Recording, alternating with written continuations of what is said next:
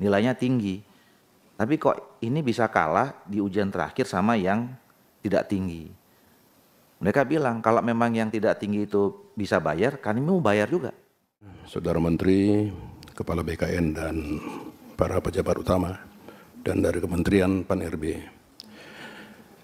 saya tetap fokus konsisten Pak terhadap honorer yang diangkat menjadi P3K. Pertanyaan saya yang pertama, apakah Kementerian Kepala BKN masih konsisten dengan kesepakatan keputusan kita yang sudah 5 tahun berturut-turut diangkat menjadi P3K? Itu dulu Pak. Apakah diangkat menjadi P3K? Karena berita-berita simpang siur muncul di luar sana, tetap mereka harus tes yang honorer sudah 5 tahun berturut-turut tanpa terputus. Yang kedua, di lapangan itu kami menemukan dalam kunjungan kerja spesifik ke daerah, ternyata hampir 80% yang sudah 5 tahun, 10 tahun masih tes Pak, P3K. Ini bagaimana Saudara Menteri, Kepala BKN? Nah yang ketiga, sebagaimana saya sampaikan dalam rapat kita sebelumnya, menyangkut SKTT itu Pak. Ini belum ada perubahan Saudara Menteri. Ya, ini SKTT ini memunculkan ya modus baru yang sifatnya transaksional. Saya bisa buktikan Pak sekarang ini. Di daerah Batubara, di daerah kalau saya nggak salah Mandailing Natal itu, ya, para kepala dinas kabak itu sudah menjadi tersangka. Kenapa tersangka Pak? Karena modus tadi Pak, transaksional. Contoh misalnya, dia itu pegawai honorer di PUPR. PUPR Pak. Tetapi bisa lolos P3K menjadi guru Pak. Ini dilangkat. Nah, ini bagaimana ceritanya Pak? Dia di PUPR tidak punya latar belakang guru, tetapi karena SKTT dia bisa lolos menjadi guru Pak. Itu dilangkat. Nah, ini bagaimana kerja-kerja dari Kementerian Kepala BKN mengenai ini? Saya dari kemarin sudah mengatakan, tolong Saudara Menteri SKTT itu dievaluasi Pak. Ini sifatnya subjektif, lulus tapi nggak lolos. Lebih berharga Pak. Lebih berharga SKTT daripada ya ujian yang dari pusat Pak. Nah, ini bagaimana Pak? Ini suara-suara ini selalu kami temukan di daerah sampai detik ini Pak. Mereka tahu sekarang kita ya rapat, masih ada WA-nya nih Pak, tolong disampaikan. Kami sudah 10 tahun, 15 tahun, tetapi kami tidak lolos menjadi P3K. Apakah Saudara Menteri Kepala BKN pernah menelisik tentang ketersangkaan? Iya kan? Para pejabat-pejabat di daerah ini Pak, ini semua menjadi transaksional, sebagian besar Pak, tidak semua. Hanya dengan beralaskan SKTT. Nah ini Pak, ini bagaimana? Kita dulu sepakat dalam rapat ini memutuskan yang sudah 5 tahun berturut-turut tanpa terputus akan diangkat menjadi P3K paling lambat 24 Desember 2024. Kita harus konsisten Pak. Harus konsisten Pak. Percuma kita bikin regulasi, jenis pengadaan, iya kan? Jabatan pimpinan tinggi tertentu di pusat, pelaksana, fungsional. Dahulukan Pak para tenaga honorer yang sudah berjasa untuk negara ini Pak. Dahulukan tuh Pak, kasihan mereka itu Pak. Bayangkan sudah 10 tahun jadi guru honorer, 15 tahun. Yang lolos dari PUPR Pak. Ini dilangkat. Belum daerah Batubara Pak. Belum di Mandailing Natal. Belum di daerah Toba sana. Belum di daerah Surabaya. Kami baru kunjungan Pak ke sana, Surabaya itu. Ini bagaimana? Ya, Cara kementerian, Pan-RB, Kepala BKN menyikapi ini, Pak. Harus selesai, kita sudah sepakat 24 Desember 2024. Tetapi masih banyak riak-riak yang terpelihara, Pak, di daerah mengenai ini. Itu kan para kepala daerah kan raja-raja lokal semua, Pak, di sana. Yang tidak pernah jadi tenaga honorer, laporan ke pusat, tenaga honorer, Pak, diangkat menjadi P3K. Kita sudah sampaikan kepada Saudara Menteri, Kepala BKN, agar dilakukan audit dengan BPKP. Masalah anggaran, ya kami nggak tahu, Pak, dari mana anggarannya. Libatkanlah BPKP. Saya sudah telepon BPKP, belum ada tuh komunikasi mengenai ini, Pak. Saya telepon BPKP, apakah sudah ada komunikasi dengan Kementerian Pan-RB, Kepala BKN? Belum ada, Pak, sampai sekarang. Apa masalahnya ini, Pak? Nah ini, Pak, ini sangat pokok, Pak. Kasihan, Pak. Bukan ribuan lagi, Pak, juta itu, Pak. Honorer di daerah itu, lulus mereka, Pak. Tapi karena SKTT tidak lolos. Dahsyat sekali, Pak, SKTT ini. Sangat dahsyat. 50 juta, Pak, minimal. Saya bisa buktikan. Saya punya rekaman telepon-telepon di antara, ya kan, kabaknya, kadisnya, kepada para honorer guru loh, Pak. Miris nggak, Pak? Di PUPR honorer tidak punya latar belakang guru, tapi lolos menjadi P3K guru. Sekarang udah ngajar, Pak.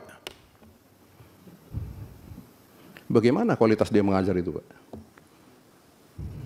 Nah ini, Pak, jadi jangan melulu kita bicara mengenai penguatan budaya kerja, citra institusi, tapi itu di bawah-bawah itu, Pak. Kasihan, Pak. Kasihan mereka sampai demo segala macam, Pak. Pernah mereka ke Jakarta, patungan duitnya, Pak, 50.000, 100.000, Pak. Ketemu kita di sini, Pak. Saya tanya nginap di mana? Di tempat keluarga. Sebagian teman-teman urunan, Pak, kasih di penginapan Hotel Melati. Coba, Pak, ini bagaimana, Saudara Menteri? Kita tahulah, Saudara Menteri, Kepala BKN, teman-teman lain, memang bekerja maksimal, tapi di lapangan itu, Pak, saya sudah cek tidak pernah aturan dari kementerian atau dari BKN ke daerah, Pak. Coba, pernah turun kemana? Coba saya mau tahu. Nggak pernah turun, Pak. Hanya terima berita saja, terima laporan, Pak. Coba cek ke lapangan, Pak. Bagaimana berkuasanya mereka-mereka di daerah itu, Pak. Bagaimana mereka dengan tersenyum tanpa melihat rintihan dari para honorer itu menerima uang 50 juta, Pak. Ini, Saudara Menteri, hanya dengan modal SKTT. Maka evaluasi, Pak, SKTT itu. Nggak ada gunanya itu, Pak. Walaupun alasan Saudara Menteri kemarin bahwa yang mengetahui situasi di bawah itu ya mereka. Ya, mereka tidak tahu, Pak. Ini kan penyebab honor itu karena mereka semua. Angkat tenaga honorer, kutip 10 juta, perpanjangan tahun depan, kutip 10 juta. Kan begitu, Pak. Tapi dengan munculnya Saudara Menteri mengatakan tidak boleh lagi mengangkat honorer, ampun-ampun semua, Pak. Caranya bagaimana? Muncul peluang SKTT, ini lagi, Pak. Gitu, Pak, Saudara Menteri. Ini bagaimana nih SKTT ini? Masih bertahan tuh SKTT. Mereka masih mengatakan ini SKTT nih. Ah, begitu. Dengan gagah berani, Pak. Kalah, Pak. Surat edaran Menteri itu, Pak, dengan SKTT. Dan mereka tidak punya hati di daerah itu, Pak. Kasihan para guru-guru itu. Kasihan, Pak, para nakes itu kasihan, Pak. Kasihan, Pak. 10 tahun honorer, Pak. Iya kan? Coba diceklah ke Langkat, Pak. Di Langkat itu betul hampir setiap minggu mereka demo ke Polda itu, Pak. Cobalah, mungkin Pak Menteri punya tim di sini untuk bisa searching bagaimana situasi di bawah itu, Pak. Datangilah mereka, tanya masalahnya apa, Pak. Belum tenaga tendik, banyak, Pak. Belum OB yang kita bilang paruh waktu, penuh waktu. Mereka menunggu terus. Iya kan? Ini bagaimana, Saudara Menteri, Kepala BKN? Kemarin kita ke Surabaya. Saya tanyakan, ini kan semua sistem computerized. Dari mana alatnya? Sewa. Saya bilang, bagaimana ya kita menjamin ya laptop sewa itu bersih. Dari mana kita bisa jamin, Pak? Kan kita kan bisa jamin, Pak. Itu kan bisa aja konek kemana-mana, Pak. Iya kan? Kepala BKN sana bilang, Kanrek sana sudah clear and clean. Bagaimana bisa buktikan clear and clean? Makanya muncul joki, Pak. Makanya muncul soal sudah bocor. Ya dari situ, Pak, munculnya. Jadi kita jangan terlalu bersemangat mengatakan reformasi. Apa yang reformasi, Pak? Nggak ada itu reformasinya, Pak. Kita tahulah semangat Pak Menteri, semangat teman-teman semua. Reformasi, tapi kan fakta di lapangan bukan reformasi, Pak. Reformasi semakin tidak benar. Gitu, Pak. Jadi saran kita kepada Pak Menteri, ya, yang pertama, jangan terlalu fokus kepada pendataan oleh masing-masing instansi, Pak. Jangan terlalu kaku dengan formasi, Pak. Kalau kita bicara formasi seperti kata Pak Ketua tadi, Pak, ini nggak tertampung semua, Pak, sekian juta ini, Pak. Mereka bilang, Pak, nggak ada formasi bagi kami, Pak. Loh, kok bisa begitu? Pak, ini faktanya, Pak. PUPR sekarang sudah jadi guru, Pak. Nggak pernah jadi guru dia. Iya kan? Ini, Saudara Menteri, bagaimana menyikapi ini? 2,3 juta menjadi 1,7 juta. Ini enggak waktu cepat, Pak. Iya kan?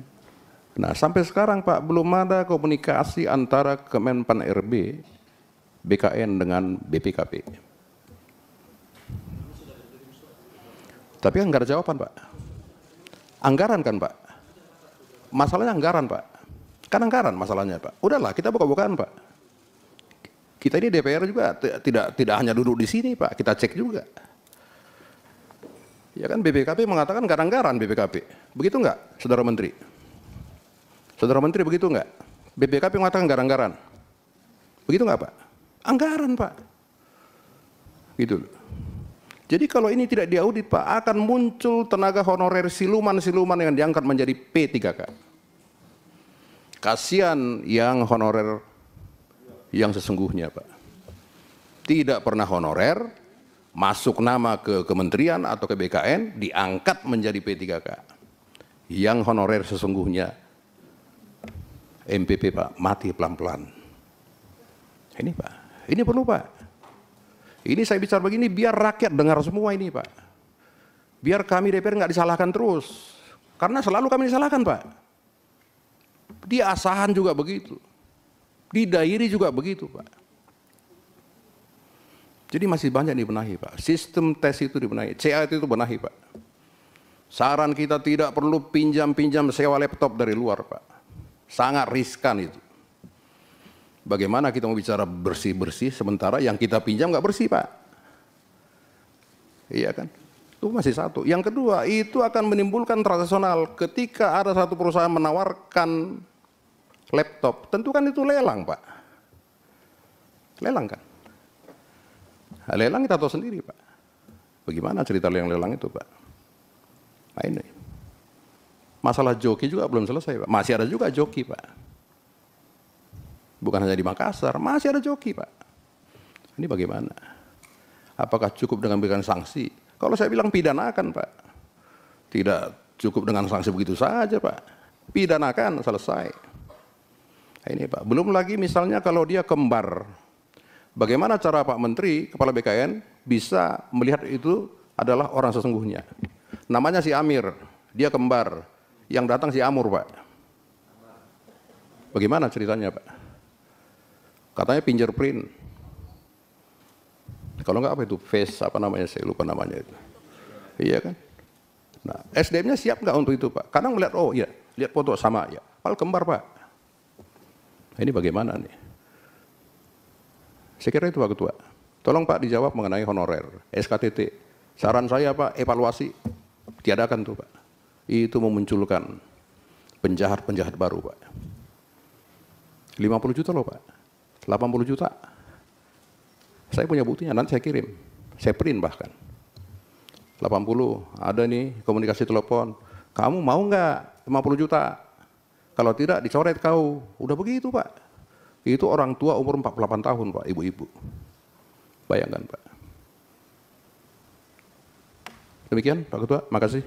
Baik, Pak Junimat, terima kasih. Saya mau underline aja yang disampaikan Pak Junimat ini.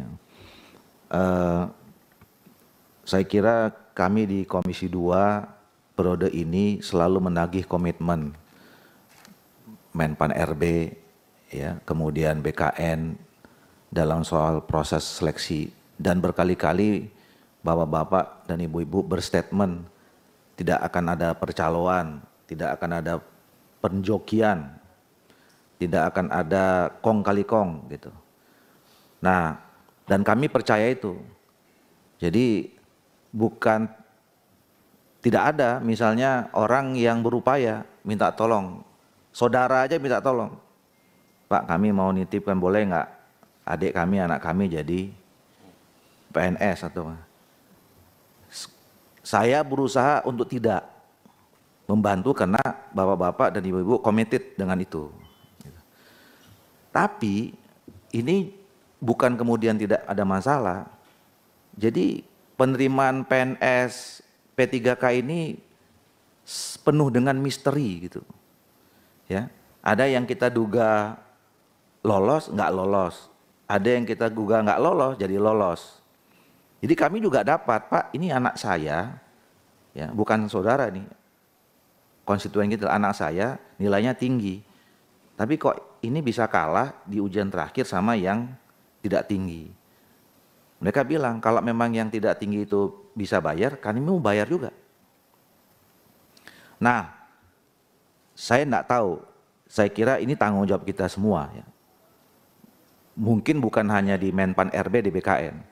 Kalau melibatkan pemerintah daerah, mungkin juga nanti kita bisa tanya sama Menteri Dalam Negeri gitu. Tapi ini penyakit harus diselesaikan menurut saya. Dan kemudian ternyata benar meledak. Nah, saya sama Pak Junimat tahu persis karena di dapil kami itu di Batubara udah tersangka sekarang itu, ya, ngutipin pegawainya melalui ada orang swasta ngutipin orang untuk lolos jadi P3K tenaga honorer. Satu orang 50 juta, Langkat juga begitu. Sekarang lagi diperiksa.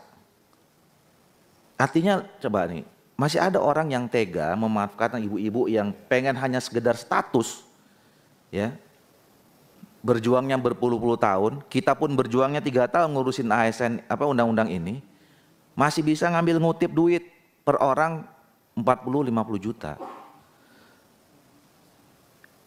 Ini problem kita semua, Pak Menteri. Ya, jadi artinya yang disampaikan Pak Junimat ini mengatakan walaupun kita semua sudah committed, masih ada kayak gitu itu gitu loh. Nah, ini di luar ini mungkin, ya. Jadi ini PR kita semua. Makanya saya ditanya waktu itu sama, karena memang dapil saya ini gimana, Pak? Ya saya bilang hukum seberat-beratnya, ini udah zolim orang-orang ini. Ya kan? Dia orang-orang ini bertaruh nyawa hidup membesarkan keluarga, waktu singkat kemudian mau dikutipin duitnya. Nah, jadi saya kira nanti mungkin waktu saat dengan Menteri Dalam Negeri kita harus tanya juga ini kualitas pemerintah daerah kita ini gimana gitu, ya. Nggak tahu itu, saya nggak tahu di daerah lain. Pas menjelang pemilu ini ada pula di dapil saya, di dapilnya Pak Junimat sama. 2 tempat, sekarang lagi masalah tuh. Di Batubara itu sudah ada 5 yang tersangka. Gitu. Mungkin bisa jadi ini terungkap kena politik. Ya. Kena situasi pemilu segala macam. Mungkin kalau nggak ada mungkin nggak terungkap. Mungkin sama juga dengan daerah-daerah yang lain gitu. Nah, jadi ini catatan PR kita. Pak Junimat lebih detail tadi soal apa tadi? SKPT apa? SKTT dan segala macam itu.